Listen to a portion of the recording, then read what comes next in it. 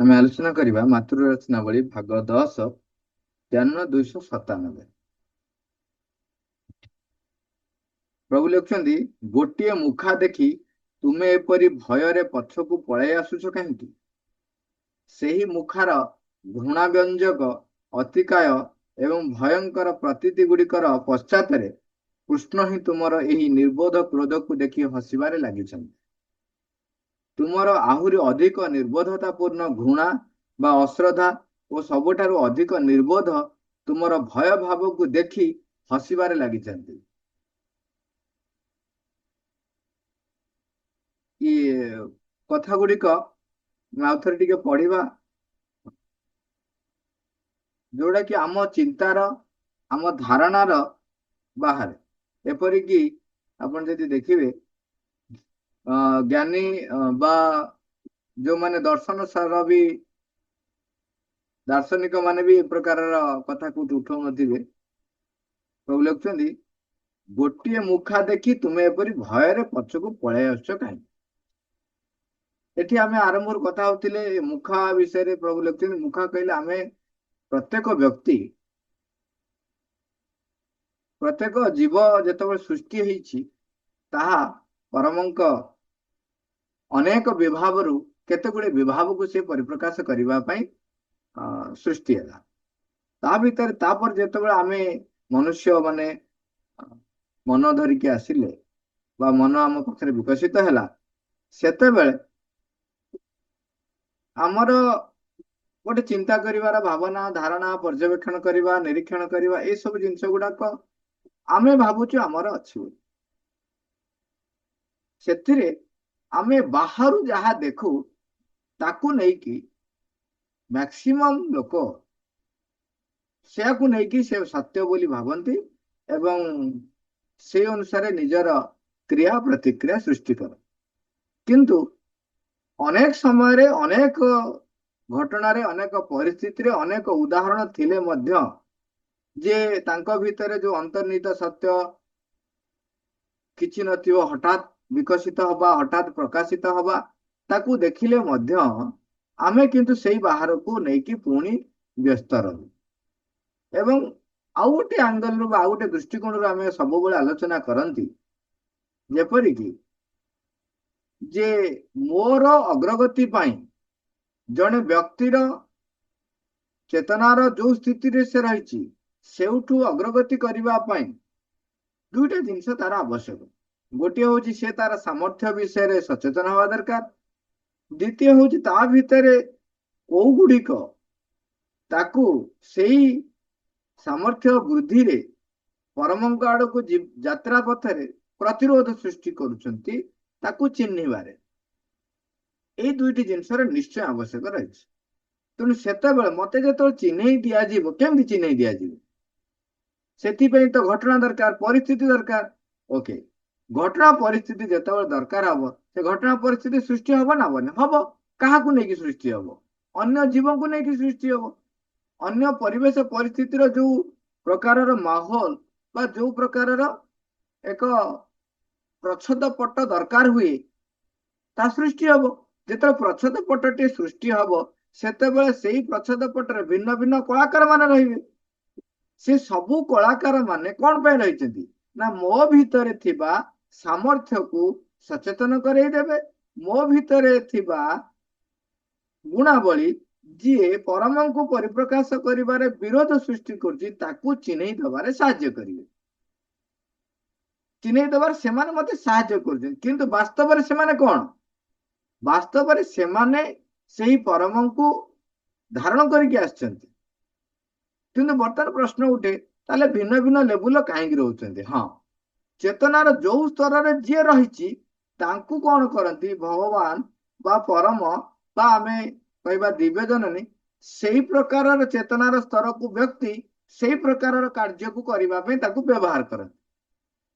ଏମିତି ସହଜରେ ବୁଝି ହବ, ଜଣେ ଯଦି ପଦାର୍ଥ ବିଜ୍ଞାନରେ ତାର ସାମର୍ଥ୍ୟ ଅଧିକ ରହିଛି, ତାକୁ ବ୍ୟବହାର କରିବେ କେତେବେଳେ? ନା ଯେତେବେଳେ ପଦାର୍ଥ ବିଜ୍ଞାନ ଯୋଉଠି ଦରକାର ହଉଛି ଗୁଣବତ୍ତା, ସେତେବେଳେ ତାକୁ ସେ ବ୍ୟବହାର କରିବେ। ସେମିତି ମନେ କରାଯାଉ ଜଣେ ଝଗଡାରେ ପିଏଚଡି କରିଛି, जड़े फिजिक्स रे पीएचडी कला ताकू व्यवहार करेंगे जो फिजिक्स रे ज्ञान आवश्यक। जड़े झगड़ा पीएचडी कर झगड़ा जी पीएचडी झगड़ा व्यवहार करेंगे। तेणु वर्तमान कौन है भितर सी सामर्थ्य तार रखी परमंकर शक्ति सामर्थ्यता भितर रही किंतु वर्तमान तार दायित्व है कौन ना झगड़ा को सी परिप्रकाश कर कि झगड़ाटा तार असल परिचय नुह तेणु सी सब है माने सेगुड़ा सब हूँ एक्चुअली मुखा मुखा पश्चात मोर प्रकृत व्यक्तित्व को अनेक व्यक्ति अच्छे जो मैंने सचेतन नुह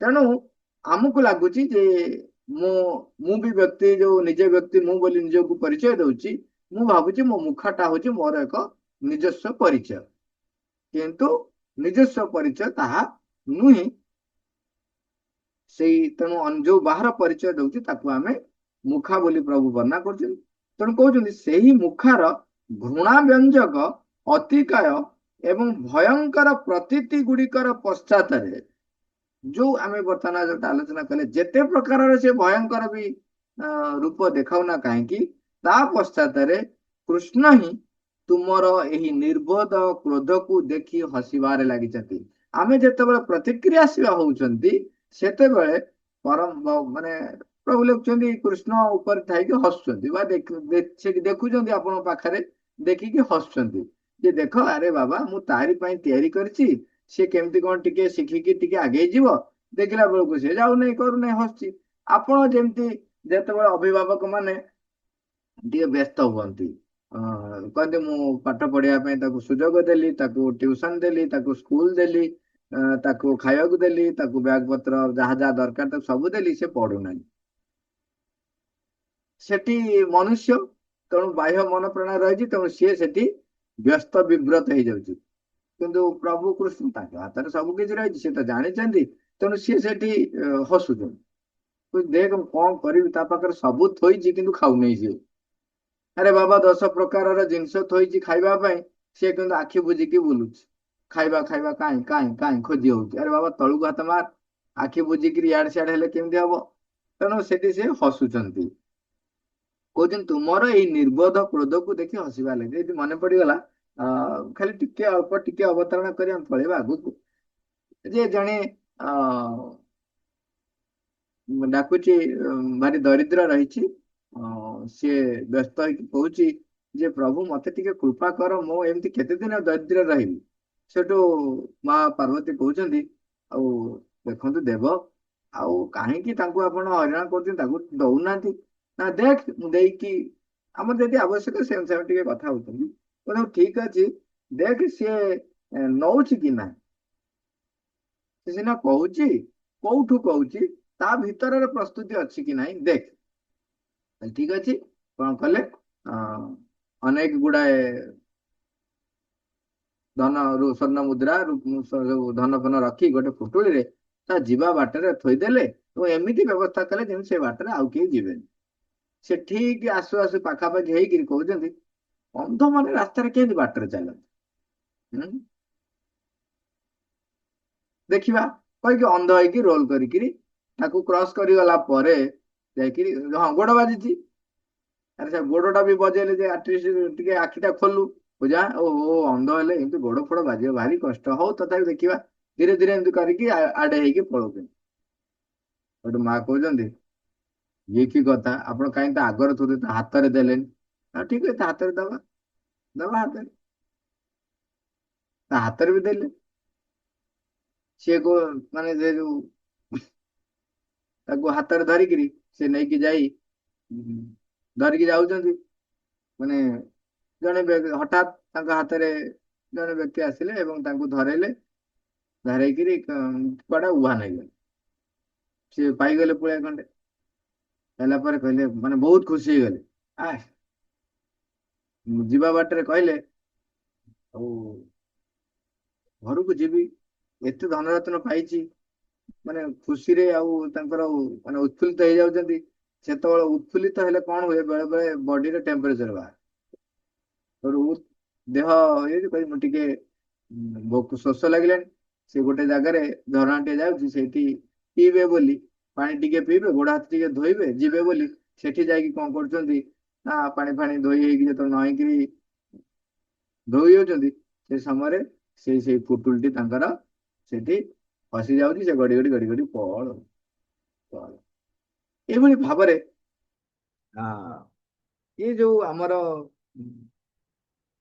ଯଦି ଦେଖିବା ଆମ ଭିତରେ ଯଦି ପ୍ରସ୍ତୁତି ନଥାଏ, ତେଣୁ ଆମର ଚେତନାର ସ୍ଥିତି ଅନୁସାରେ ଆମ ପାଖରେ କଣ ହୁଏ ଘଟଣା ଗୁଡିକ ଘଟେ।